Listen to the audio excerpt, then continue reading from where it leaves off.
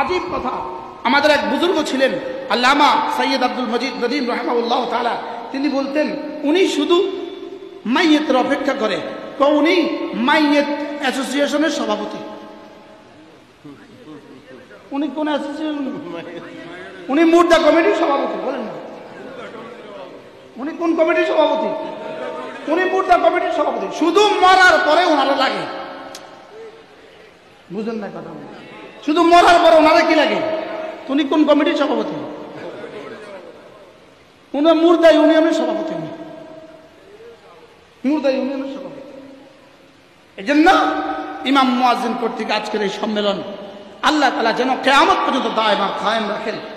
মাঝে মাঝে সমস্ত ইমামদেরকে সামনে নিয়ে ইসলাহি মজলিস হওয়া উচিত। বলেন আপনাদের সংগঠনের নাম কি? ইমাম মুয়াজ্জিন কল্যাণ পরিষদ। মাঝে মাঝে শুধু ইমাম